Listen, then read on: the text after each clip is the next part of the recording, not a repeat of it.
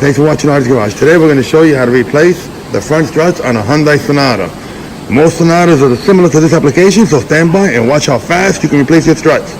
First thing, of course, you need to do is jack up your car and remove the front wheel. Alright, the first thing you need to do is remove a 17mm bolt. What you need to do is move these two 10mm screws. One holds the brake line, the other holds the ABS sensor. We got those out. The third thing you want to remove is a 19mm bolt that holds the bottom of the strut bracket on. You can use a ratchet, and you need a wrench to remove it. Put a wrench on it and tap the wrench, and it'll come right out nice and slow. If you don't know, now you know. The part to remove right now is always the links. They're always frozen. You're gonna have to use a propane torch, or if in the shop, you're gonna use the gasoline torch. The only way to get them out, I'm telling you right now, get a propane torch. I'll leave a link in the description for the propane torch. And the 17mm here. Okay, we're using a torch right now. We're gonna heat it up. And watch how easy it's gonna come out.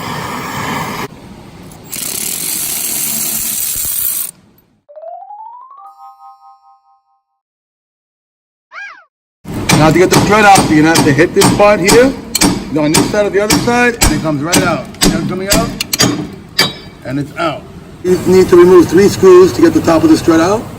That's 1. That's 2.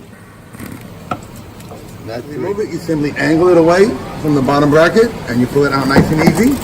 And there you go. There's your strut. I never had any problems or complaints with quick struts made from Monroe. They're all pre-assembled. You got a new strut mount, new spring, new bumper shock, new boot, and a new complete strut.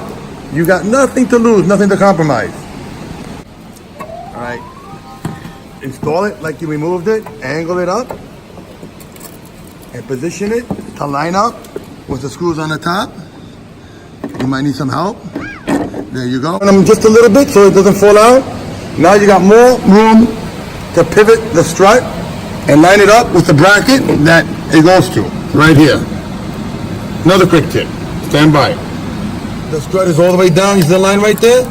Make sure it's all the way down before you install the nut. One goes on the left of it, one on the right, not underneath or behind it. And see how they line up? Now you can install your 12mm nuts that you removed earlier.